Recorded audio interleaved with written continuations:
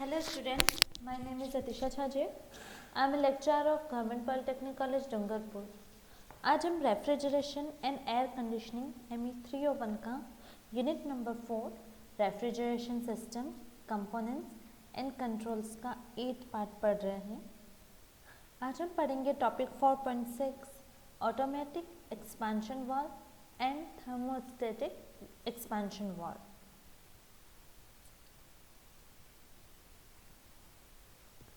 सबसे पहले हम स्टार्ट करते हैं from the automatic expansion valve, जिसे बोलते हैं स्वचालित प्रसारण वाल्व। ये valve constant pressure expansion valve के नाम से जाना जाता है, क्योंकि यह इवापोरेटर में कांस्टेंट प्रेशर बनाए रखता है। प्रशीतलन निकाय में इवापोरेटर पर भार कम या ज़्यादा होने पर उसके प्रेशर में डिफरेंस आता है। इसी डिफरेंस इन प्रेशर की वजह से जो वाल्व है ये चालू हो जाता है और जो इसमें जो प्रशीतक है उसकी मात्रा नियंत्रित रहती है। तो automatic expansion valve constant pressure expansion valve के नाम से जाना जाता है, क्योंकि ये इवापोरेटर पर भार या फिर वेट कम या ज़्यादा होने से उसके प्रेशर में जो डिफरेंस आता है उस प्रेशर को फिलअप करने के लिए ऑटोमेटिक एक्सपेंशन वाल्व का यूज़ किया जाता है। इस वाल्व में एक नीडल होती है, ठीक है, और एक सीट होती है, जो कि यहाँ पर है नीडल एंड सीट। फिर एक बेलोस या फिर डायफ्राम होता है। देन ये स्प्रिंग से जुड़ा होता है और इसमें एक स्ट्रेनर होती है जिसे बोलते हैं छन्नी, ठीक है। तो ये इसकी कुछ पार्ट्स है। फिर इस वाल्व का खुलना या बंद होना इसके डायफ्राम पर लगे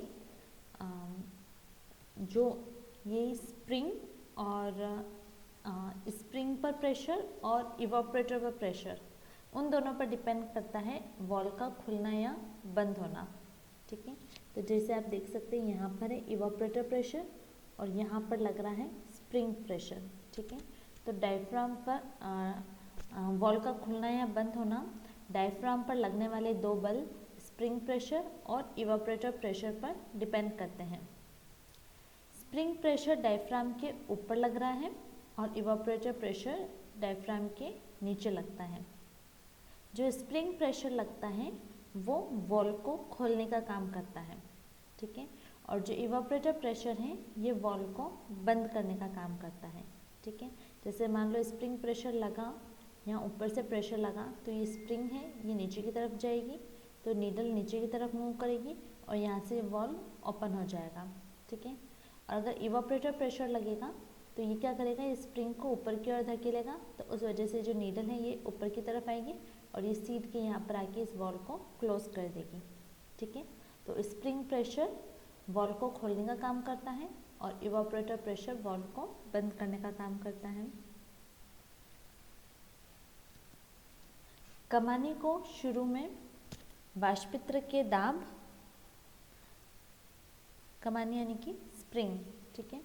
तो स्प्रिंग को स्टार्टिंग में इवापोरेटर प्रेशर और शीतलन भार के अनुसार समायोजन पेंच द्वारा सेट कर दिया जाता है, ठीक है। ये जो एडजस्टिंग स्क्रू है जिसे बोलते हैं समायोजन पेंच, तो पहले इसे एडजस्टिंग स्क्रू के द्वारा जो इसका स्टार्टिंग जो इवापोरेटिव प्रेशर है और शीतलन का जो वेट है उस अकॉर्डिंग से सेट कर दिया जाता है। उसके बाद वाल्व के बदलते भार और प्रेशर के अनुसार प्रशीतक की मात्रा को नियंत्रित किया जाता है। जब इवापोरेटर पर प्रशीतलन भार बढ़ता है तो दाब भी बढ़ता है, ठीक है। तो जब इवापोरेटर पर प्रशीतलन भार बढ़ता है तो दाब बढ़ता है। तो इसी कारण इवापोरेटर का दाब स्प्रिंग दाब से ज़्यादा हो जाता है, ठीक है। तो जब वेट बढ़ा तो इवापोरेटर प्रेशर बढ़ा, इवापोरेटर प्रेशर स्प्रिंग प्रेशर से ज़्यादा हो गया, ठीक है। तो उससे क्या होगा, ये जो डायफ्राम है ये ऊपर की ओर उठेगा और वाल्व को बंद कर देगा, तो यहाँ से ये वाल्व बंद हो जाता है, ठीक है। और जो वाष्पित्र है, इस वाष्पित्र में यहाँ से रेफ्रिजरेंट जो प्रशीतक है उसका फ्लो यहाँ से होता है, तो ये इवापोरेटर में प्रशीतक का प्रवाह यहाँ पे बंद कर देता है, कम हो जाता है और प्रेशर भी यहाँ पर कम हो जाता है। तो ये दबाव तब तक घटता है जब तक कि स्प्रिंग प्रेशर के बराबर न आ जाए। ठीक है, तो जब इवापोरेटर प्रेशर और स्प्रिंग प्रेशर का जो प्रेशर है वो इक्वल आ जाता है, ठीक है, तो जैसे जैसे इवापोरेटर का प्रेशर कम होता है, जैसे जैसे इवापोरेटर पर भार कम होता है, इस इवापोरेटर का प्रेशर भी कम होने लगता है। ठीक है, क्योंकि हमने यहाँ से रेफ्रिजरेंट का फ्लो बंद कर दिया, कम हो गया, तो रेफ्रिजरेंट फ्लो कम हो गया, तो उस वजह से जो इवापोरेटर पर भार बढ़ रहा था वो भी कम हो गया, भार कम हो गया तो इवापोरेटर प्रेशर कम होने लगता है। ठीक है, तो इवापोरेटर प्रेशर कम होता है और स्प्रिंग प्रेशर की वजह से ये जो डायफ्राम है ये नीचे की तरफ मूव होता है। ठीक है, तो उसके कारण ये जो वॉल्व है ये खुल जाता है और ज़्यादा मात्रा में प्रशीतक जो है वो इवापोरेटर में पहुंचने लगता है। ठीक है, फिर से इसमें रेफ्रिजरेंट का फ्लो हो गया, तो रेफ्रिजरेंट का फ्लो ज़्यादा आने लग गया, तो फिर से क्या होगा, वाष्प इवापोरेटर का जो प्रेशर है वो फिर से धीरे धीरे बढ़ने लग जाता है। ये तब तक बढ़ता है जब तक कि वो स्प्रिंग प्रेशर के बराबर ना हो जाए। कंप्रेसर के बंद होने पर चूँकि इवापोरेटर में बनने वाली जो वाष्प है उसको कंप्रेसर द्वारा नहीं घटाया जा सकता, इसी कारण जो प्रशीतक है उसका दाब जो है वो धीरे धीरे बढ़ने लगता है। ये जो दाब है ये हमेशा स्प्रिंग प्रेशर से ज़्यादा होता है, इसलिए कंप्रेसर के बंद होने की दशा में जो वॉल्व है उसे पूरा वॉल्व पूर्ण तथा बंद होगा, लेकिन जब कंप्रेसर को फिर से चालू किया जाता है तो इवापोरेटर प्रेशर तुरंत स्प्रिंग प्रेशर से कम हो जाता है, जिस वजह से जो वॉल्व है वो खुल जाता है। ठीक है, तो इस तरह से ये ऑटोमेटिक एक्सपेंशन वॉल्व रेफ्रिजरेंट के भार के बढ़ने और घटने के अनुसार बंद और खुलता रहता है वॉल्व। ठीक है, इस वॉल्व का एक मुख्य डिसएडवांटेज ये है कि इसकी दक्षता कम होती है, इसलिए इस टाइप का वॉल्व छोटी प्रशीतलन इकाइयों में ही यूज होता है। नेक्स्ट है थर्मोस्टेटिक एक्सपेंशन वॉल्व। ठीक है, जिसे बोलते हैं ताप स्थितिक प्रसारण वॉल्व। इस वॉल्व का यूज उच्च दक्षता और सभी प्रकार की परिस्थितियों में उपयोगी होने के कारण व्यावसायिक तथा औद्योगिक प्रशीतलन इकाइयों में इसका यूज किया जाता है। इस वॉल्व की नियंत्रण प्रणाली इस प्रकार काम करती है कि इवापोरेटर से बाहर आने वाली वाष्प जो होती है वो डिग्री ऑफ सुपरहीट होती है। ठीक है, ये तो हमने ऑलरेडी पढ़ रखा है। जो इवापोरेटर से जो वाष्प बाहर निकलती हैं वो सुपरहीटेड वाष्प होती है। ठीक है, इसलिए इस वॉल्व वाष्प को कांस्टेंट सुपरहीट वॉल्व भी कहा जाता है। ठीक है, यहाँ पे आपको डायग्राम में ये थर्मोस्टेटिक एक्सपेंशन वॉल्व दिख रहा है। इस वॉल्व की जो मेन जो एलिमेंट्स है वो हैं नीडल एंड सीट, जो कि ये है। ठीक है, फिर इसमें है ये बेलोज और डायफ्राम। ठीक है, फिर इसमें एक रिमोट बल्ब है यहाँ पे। ठीक है, जो कि कैपिलरी ट्यूब जो है, जो फिलर बल्ब है जो कि कैपिलरी ट्यूब के द्वारा डायफ्राम के ऊपरी सिरे पर जुड़ा हुआ रहता है। ठीक है,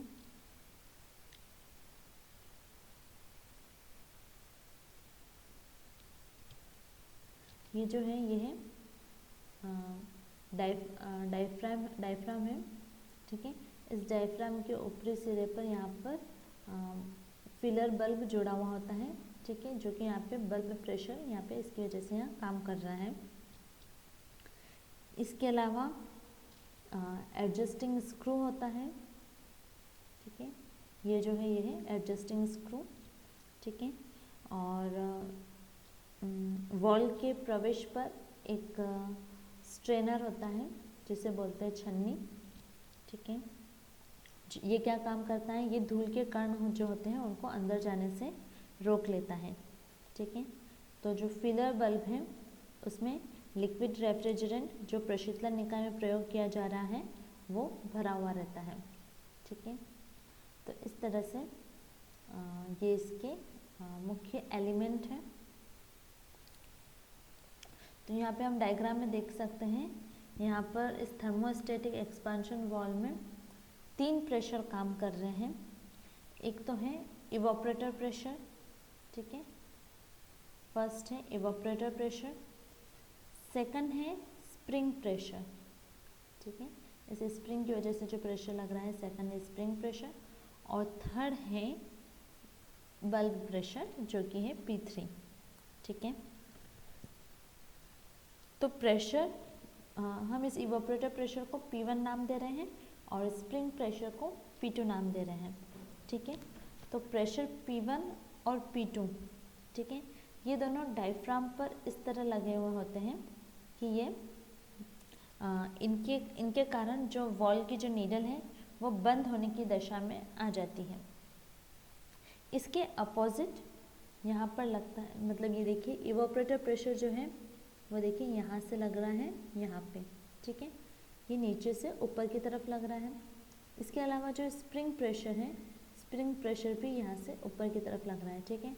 तो ये जो दोनों इवोपरेटर प्रेशर स्प्रिंग प्रेशर जो है ये दोनों क्या करते हैं, ये यहाँ से डायफ्राम को इधर की तरफ पुश करते हैं ताकि ये जो नीडल की यहाँ पे जो ये है यहाँ पर ये सीट के यहाँ पर आके इसकी एंट्री को क्लोज कर दें, ठीक है, यानी कि वॉल को बंद करने का काम करते हैं। तो इस तरह से इवोपरेटर प्रेशर और स्प्रिंग प्रेशर इस तरह से काम करते हैं, प्रेशर P1 और P2, कि इनके कारण जो वॉल की नीडल जो है वो हमेशा बंद होने की स्थिति में रहती है। इनके अपोजिट लगता है ऊपर से नीचे की तरफ बल्ब प्रेशर, ठीक है। तो ये जो बल्ब प्रेशर है जिसे हम बोल रहे हैं P3, ये वॉल के खुलने की दिशा में काम करता है, ठीक है। अगर हम चाहते हैं कि ये प्रेशर मतलब ये जो है ये बैलेंस रहे, ठीक है, तो बैलेंस के लिए क्या ज़रूरी है, pressure P1 plus P2 should be equals to pressure P3, ठीक है। तो वॉल के संतुलन अवस्था के लिए P1 plus P2 is equal to P3 होना चाहिए। इस वॉल की कार्यप्रणाली को समझने के लिए हम एक एग्जाम्पल लेते हैं। एग्जाम्पल के लिए मानते हैं कि प्रशीतलन प्रणाली और वॉल जो है जो कि कैपिलरी ट्यूब में फ्लो हो रहा है, ठीक है, उसमें बल्ब जो है जो कि कैपिलरी ट्यूब में जो है उसमें जो हम प्रशीतक यूज़ कर रहे हैं वो है R22 प्रशीतक, ठीक है। फिर इवोपरेटर का जो पॉइंट A है, ठीक है, यहाँ पर प्रशीतक का इवोपरेटिंग टेम्परेचर होता है जो कि हमने ले लिया यहाँ पे -7 डिग्री सेंटीग्रेड, ठीक है। तो इवोपरेटिंग टेम्परेचर आ गया -7 डिग्री सेंटीग्रेड और जो इसका प्रेशर है वो ले लिया 3.9 बार है, ठीक है। तो इस तरह से हम कह सकते हैं कि इवोपरेटर का जो प्रेशर है P1 वो हो गया 3.9 बार, ठीक है, और T1 इवोपरेटर का जो टेम्परेचर है वो है -7 डिग्री सेंटीग्रेड, ठीक है। अब हम ये मानते हैं कि जो स्प्रिंग का जो प्रेशर है वो है P2, ठीक है, और P2 है 0.9 बार, ठीक है। इवोपरेटर प्रेशर है 3.9 और P1 हो गया 3.9 और P2 हो गया जो कि स्प्रिंग प्रेशर वो हो गया 0.9, ठीक है। तो डायफ्राम पर ऊपर की ओर लगने वाला टोटल बल कितना हो गया, evaporator pressure plus spring pressure. Evaporator pressure है 3.9 और स्प्रिंग प्रेशर है 0.9, ठीक है। तो इस डायफ्राम पर ऊपर की तरफ लगने वाला प्रेशर कितना हो गया, 3.9 प्लस 0.9 कितना हो गया, 4.8 बार, ठीक है। तो इस प्रणाली में डायफ्राम के ऊपर की ओर लगने वाला जो टोटल प्रेशर है वो है 4.8 बार, ठीक है। तो इस प्रणाली में फ्रिक्शन द्वारा नलिकाओं में प्रशीतक वाष्प की दाब हानि को नगण्य मानते हुए वाष्पित्र की पूरी लंबाई के लिए नियत जो प्रेशर है वो 3.9 बार होगा और प्रशीतलन द्रव वाष्प बिंदु ए से बी तक चलने में इसका जो यहाँ पॉइंट ए से पॉइंट बी तक जो भी जा रही है इसका जो टेम्परेचर है वो -7 डिग्री सेंटीग्रेड रहता है, ठीक है। और बिंदु बी से आगे चलने में इस प्रशीतक वाष्प का जो टेम्परेचर जो होता है वो सुपर हीटिंग हो जाता है, ठीक है। तो ये -7 डिग्री सेंटीग्रेड ही इसका यहाँ पे मेंटेन है और यहाँ पे इसका सुपर हीटिंग हो जाता है, ठीक है। उस वजह से क्या होता है, इसके टेम्परेचर में वृद्धि होती है। तो हम ये मानते हैं कि जब ये पॉइंट सी तक पहुँचता है तो यहाँ पे जो प्रशीतक है उसका 6 डिग्री सेंटीग्रेड से यहाँ पे इसका सुपर हीटिंग होती है, ठीक है। तो यहाँ पे 6 डिग्री सेंटीग्रेड से सुपर हीटिंग हुई, इसका ऑलरेडी टेम्परेचर है -7 डिग्री सेंटीग्रेड, तो -7 + 6, ठीक है, यानी ये कितना बचा -1 डिग्री सेंटीग्रेड, ठीक है। तो सुपर हीटिंग की वजह से जो प्रशीतक है उसका टेम्परेचर कितना हो गया, -7 से -1 डिग्री सेंटीग्रेड इसका सुपर हीटिंग के बाद इसका टेम्परेचर हो गया, ठीक है। और जो बल्ब है उसके द्रव वाष्प के मिश्रण का टेम्परेचर भी -1 डिग्री सेंटीग्रेड हो गया, ठीक है। तो परिणामतः इस मिश्रण का जो प्रेशर है वो -1 डिग्री सेंटीग्रेड टेम्परेचर से जो इसका सैचुरेटेड प्रेशर है वो 4.8 बार हो गया, ठीक है। 4.8 कैसे हुआ, यहाँ से 3.9 + 0.9 सॉरी 0.9 हाँ 3.9 + 0.9 = हो गया 4.8 बार। फिर यहाँ पर आके इसकी सुपर हीटिंग हो गई 6 डिग्री सेंटीग्रेड से, तो ये यहाँ पे हो गया temperature -1 degree centigrade. -1 degree centigrade पे जो सैचुरेटेड प्रेशर है वो हो गया 4.8 बार, ठीक है। तो इस तरह से P1 + P2 = P3 होता है, जिसके कारण वॉल जो है वो संतुलन की स्थिति में रहता है। और जो थर्मोस्टेटिक एक्सपेंशन वॉल है इसमें या निम्न तरह के काम संपन्न होते हैं, जैसे कि इवोपरेटर में समुचित मात्रा में द्रव प्रशीतक को भेजना, प्रेशर कम करने या एक्सपेंशन का काम जिसे बोलते हैं थ्रॉटलिंग एक्शन, प्रशीतलन भार परिवर्तन की स्थिति में नियंत्रित मात्रा में प्रशीतक प्रवाहित करना, ठीक है। तो ये 3 काम है थर्मोस्टेटिक एक्सपेंशन वॉल्व के, ठीक है। तो इस तरह से ये थर्मोस्टेटिक एक्सपेंशन वॉल्व काम करता है। तो आज हमने पढ़ा automatic expansion valve and thermostatic expansion valve. अगर आपको इससे रिलेटेड कोई भी डाउट हो तो आप मुझे कमेंट सेक्शन में पूछ सकते हैं। Thank you.